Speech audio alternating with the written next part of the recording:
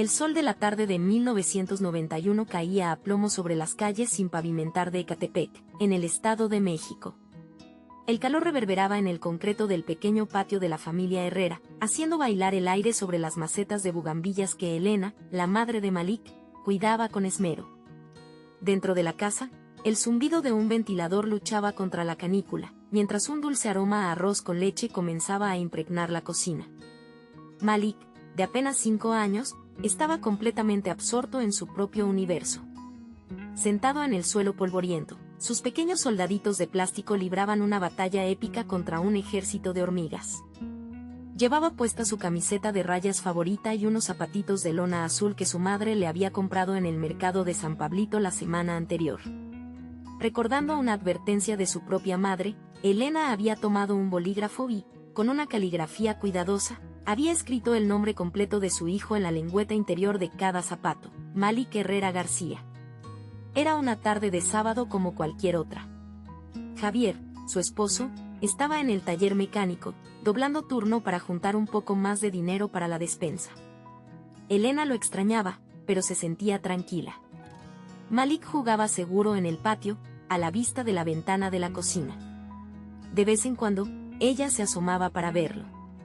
«Malik, mi amor, ¿no quieres un vasito de agua de Jamaica?», le gritó en una de esas ocasiones. El niño, sin levantar la vista de su importante batalla, negó con la cabeza. Su mundo era ese pedazo de tierra y sol, y nada más importaba. De repente, un sonido familiar y agudo rompió la monotonía de la tarde, el silbido inconfundible del afilador de cuchillos, pedaleando lentamente su bicicleta modificada por la calle. Era una melodía tan arraigada en el paisaje sonoro del barrio que apenas se registraba conscientemente.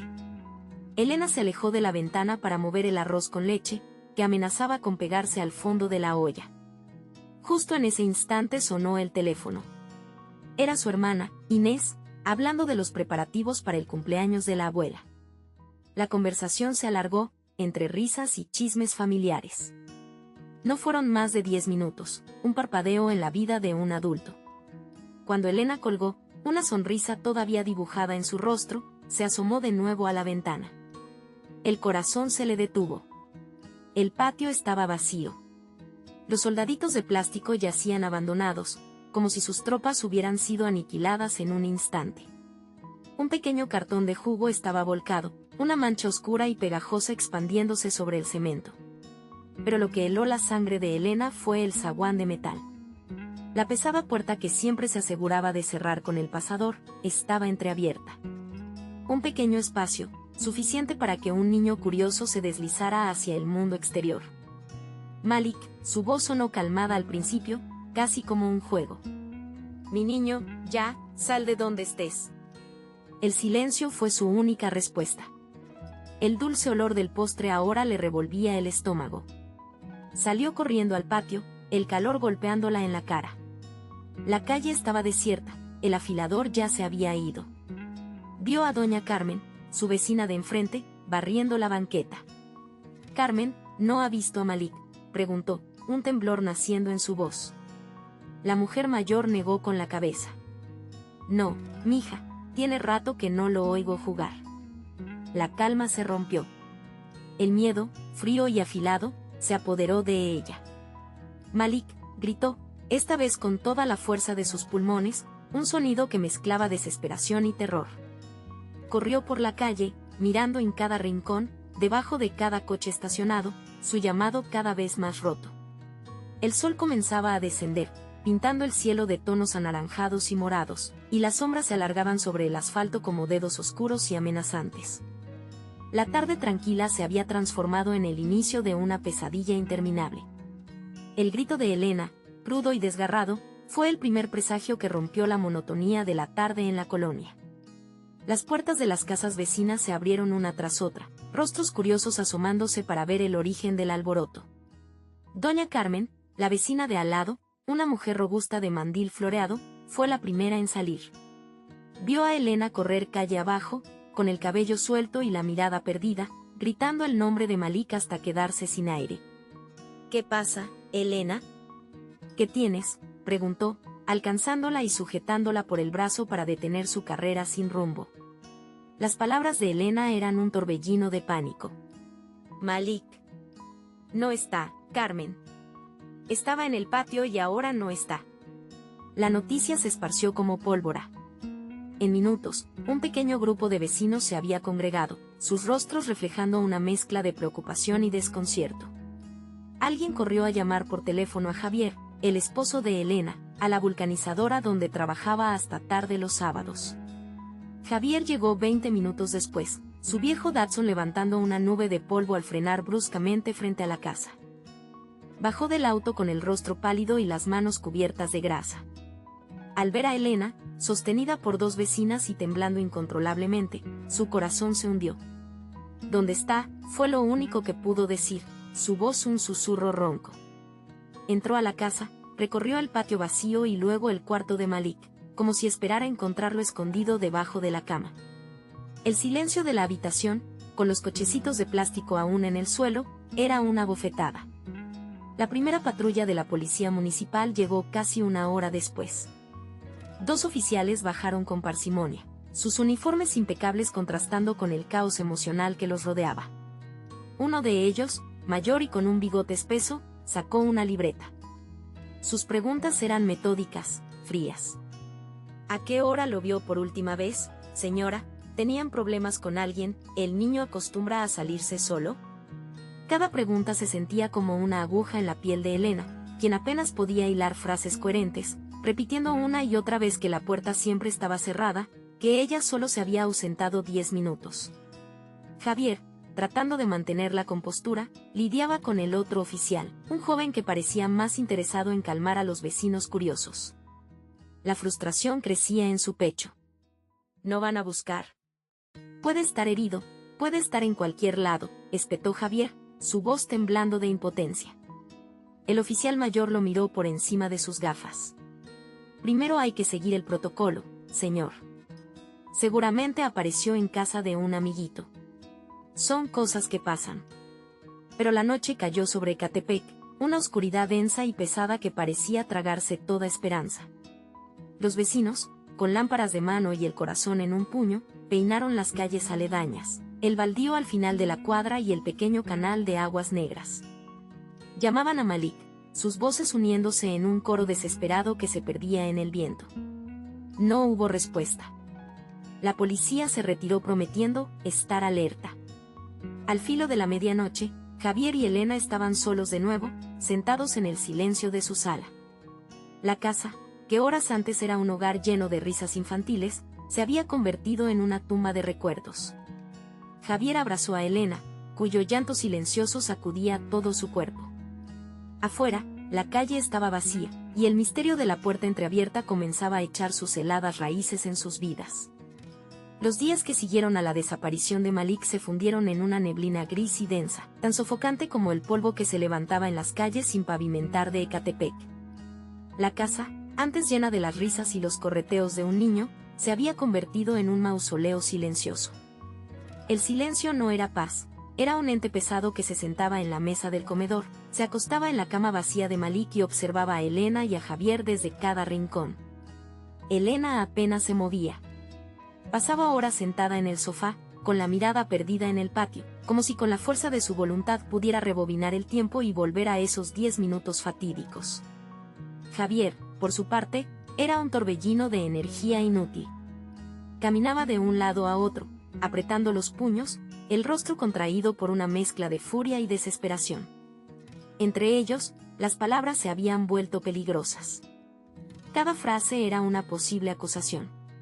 El por qué dejaste la puerta abierta, de Javier, y el dónde estabas tú, de Elena, colgaban en el aire, aunque nunca se pronunciaran. La visita a la delegación del Ministerio Público fue un descenso a otra capa del infierno. Un detective apellidado Ramírez, un hombre corpulento con un bigote descuidado y ojos cansados, los recibió en una oficina diminuta que olía a café rancio y a expedientes viejos. Escuchó su historia con una paciencia burocrática que crispaba los nervios. Sus preguntas eran un martillo lento y repetitivo. ¿Tenían enemigos, deudas, problemas entre ustedes? La insinuación era clara, y Javier estalló. Se robaron a mi hijo. ¿No lo entiende?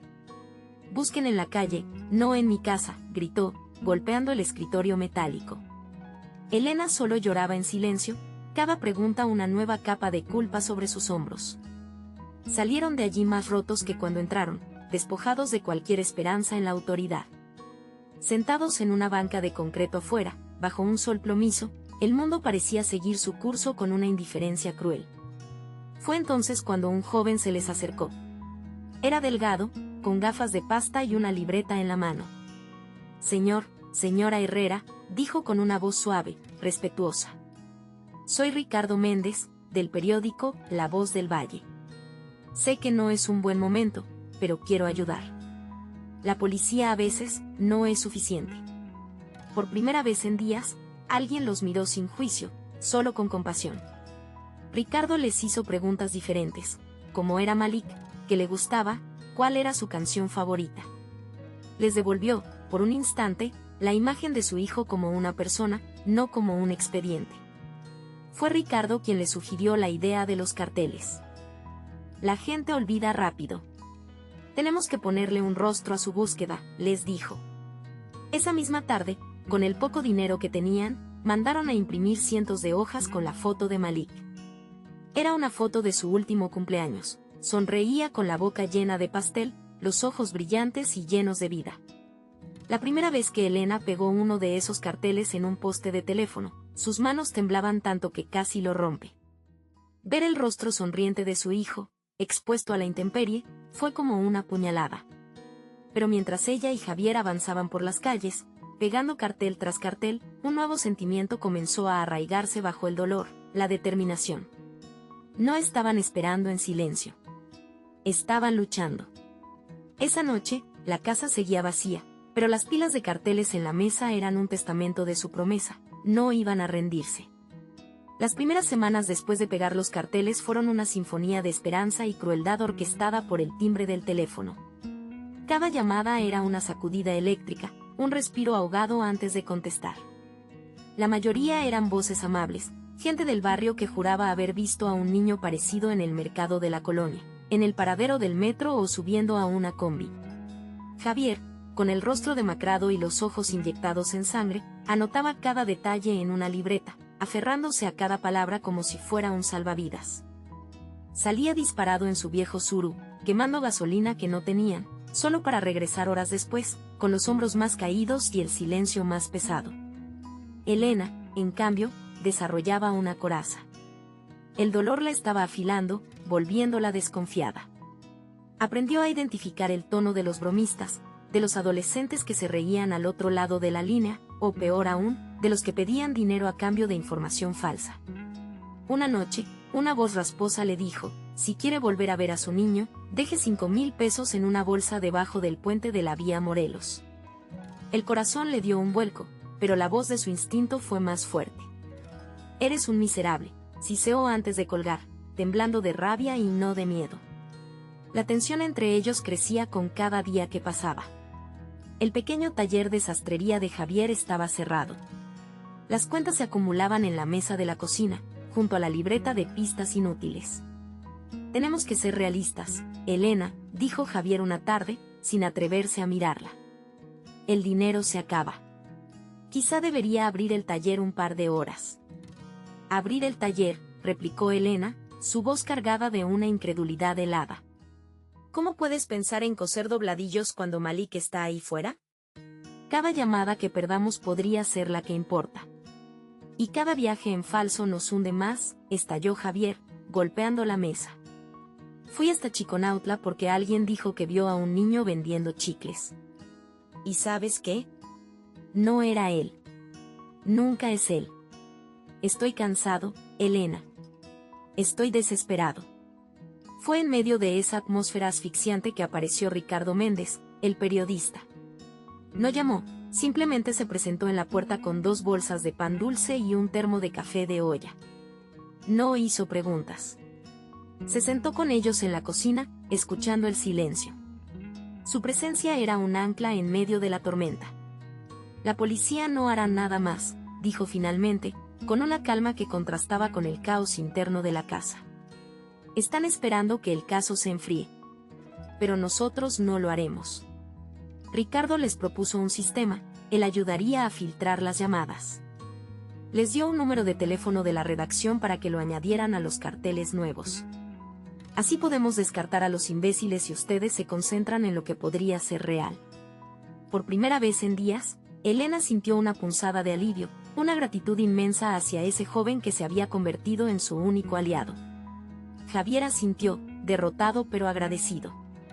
La lucha no había terminado, pero ahora, al menos, no estaban completamente solos en ella.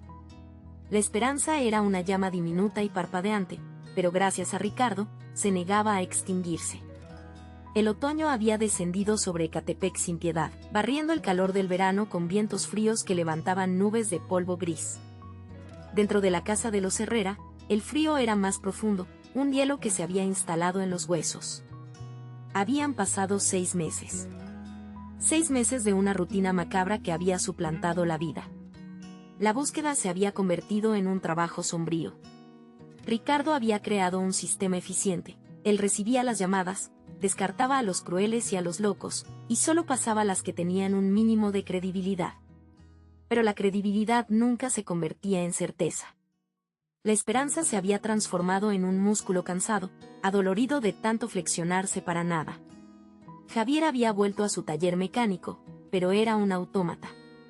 Sus manos, antes expertas y seguras, ahora reparaban motores con una lentitud resignada.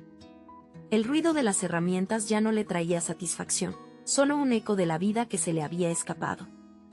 Elena, por su parte, rara vez salía de casa. El cuarto de Malik permanecía intacto, un santuario de dolor donde ella pasaba horas, aferrándose al olor de su ropa, a la textura de sus peluches. La tensión entre ellos era una cuerda a punto de romperse. Hablaban en monosílabos, moviéndose por la casa como fantasmas que se evitaban. El dolor era un muro invisible que los separaba. Una tarde, la hermana de Elena, Sofía, los visitó. Llegó con pan de muerto y una olla de atole, un intento torpe de traer normalidad a un hogar que la había perdido por completo. Después de un silencio incómodo, Sofía tomó la mano de su hermana. Elena, Javier, han sido tantos meses. Quizá es momento de pensar en ustedes. Dejarlo descansar. Hacerle una misa, darle paz y encontrar la suya. Las palabras, aunque dichas con amor, cayeron como ácido sobre la herida abierta de Elena. Se levantó de golpe, tirando la taza de atole al suelo. ¿Paz? ¿Descansar? Su voz era un siseo tembloroso de furia. Mi hijo no está muerto, Sofía. Está perdido. ¿Cómo te atreves a venir a mi casa a enterrarlo en vida? Vete. Sofía, con lágrimas en los ojos, se marchó sin decir más. Javier no se había movido, paralizado por una verdad que no se atrevía a admitir. Él también estaba exhausto. Cuando la puerta se cerró, Elena se volvió hacia él, con los ojos encendidos. No dijiste nada porque piensas como ella, ¿verdad? ¿Quieres olvidarlo? No, Elena, por Dios. Estalló Javier, la frustración de meses rompiendo sus defensas. Nunca. Pero míranos. Apenas existimos. Esto nos está consumiendo. No puedo perderte a ti también. Fue una discusión amarga, llena de acusaciones y dolor. Cada uno sentía que el otro no entendía la profundidad de su sufrimiento. La noche los encontró en extremos opuestos de la sala, el silencio más pesado que cualquier grito. Fue entonces cuando sonó el teléfono. La hora era extraña, casi medianoche. Javier contestó, esperando la voz cansada de Ricardo. Pero el tono del periodista era diferente, tenso, urgente. Javier, Elena, escuchen. Recibí una llamada. Una mujer de un pueblo en Hidalgo, cerca de Tula. Dice que vio un cartel en la central de autobuses. Vio a un niño. Vive con una señora que vende dulces en la plaza. Elena se acercó, el corazón latiéndole en la garganta. Javier puso el altavoz. Hay muchas llamadas así, Ricardo, murmuró Javier. Esta no, dijo Ricardo, su voz firme. Le pregunté si había notado algo particular en el niño. Me dijo que sí. Que tenía una pequeña cicatriz en la mano izquierda. Una cicatriz, con forma de media luna. Silencio. Un detalle diminuto, insignificante. Un detalle que nunca habían hecho público. Javier dejó caer el auricular en su base. Miró a Elena. La ira, el cansancio y la desesperación se desvanecieron de su rostro, reemplazados por una expresión que no habían compartido en meses. Una chispa de esperanza pura, frágil y terriblemente peligrosa. El viaje a Hidalgo fue un ejercicio de silencio tenso. El viejo Suru de Javier devoraba kilómetros de asfalto, dejando atrás el caos gris y denso de Ecatepec para adentrarse en los paisajes más áridos y abiertos del estado de Hidalgo. El sol de la mañana golpeaba el parabrisas con una intensidad que parecía querer revelar todas las grietas, no solo las del cristal, sino las que se habían formado entre ellos. Javier conducía con una concentración feroz, sus nudillos blancos sobre el volante, una vena palpitando en su sien. A su lado, Elena miraba por la ventana sin ver realmente el paisaje. Cada kilómetro que los acercaba al pequeño pueblo de Tlahuelilpan era un paso más hacia un precipicio, o encontraban una razón para seguir, o caían al vacío de la desilusión una vez más. Sentía el optimismo de Javier como una corriente eléctrica en el aire confinado del coche, y le quemaba. Era una esperanza a la que ella ya no se atrevía a aferrarse. En el asiento trasero, Ricardo Méndez revisaba sus notas por 10ª vez. Era el ancla que los mantenía a flote en ese mar de emociones contradictorias. La señora se llama Elodia. No dio su apellido por teléfono, dijo que prefería hablar en persona. Su dirección es en la calle principal, cerca de la plaza, repasó en voz alta, intentando romper la quietud. Javier asintió sin apartar la vista del camino. Elena solo emitió un murmullo ininteligible. Al llegar, Tlahuelilpan los recibió con un calor seco y calles polvorientas. La vida aquí parecía moverse a un ritmo más lento, casi detenido. Estacionaron cerca de una pequeña plaza arbolada donde algunos ancianos conversaban a la sombra. El contraste con su urgencia era casi violento. Por un momento, nadie se movió. La realidad de estar allí, tan lejos de casa, persiguiendo un eco telefónico, los golpeó a los tres. Bueno, vamos, dijo Javier finalmente, su voz un poco ronca. Salió del coche y la esperanza en su rostro era tan brillante y dolorosa como el sol del mediodía. Comenzaron a caminar, el cartel ajado de Malik en la mano de Javier. Ricardo sugirió preguntar primero en una tienda de abarrotes para ubicarse mejor. La mujer tras el mostrador, de trenzas largas y grises, observó el cartel con atención. Pobrecito. Tantos niños que se pierden, dijo con una compasión distante que no ofrecía ninguna ayuda real. Les indicó la calle de Doña Elodia, a solo unas cuadras. Cada paso hacia la casa se sentía más pesado. Elena sentía que el aire le faltaba, su corazón latiendo con una mezcla de pavor y una diminuta, traicionera chispa de expectación. Javier, en cambio, aceleraba el paso, como si la prisa pudiera forzar a la realidad a plegarse a sus deseos. Ricardo caminaba entre los dos, una presencia silenciosa y vigilante. Finalmente, se detuvieron frente a una casa modesta de fachada amarilla, con una puerta de madera oscura y macetas de geranios en las ventanas. Era una escena tan ordinaria, tan pacífica, que parecía imposible que pudiera contener la respuesta a su infierno de 6 meses. Javier levantó la mano para tocar, pero dudó. Miró a Elena, buscando su aprobación, su fuerza.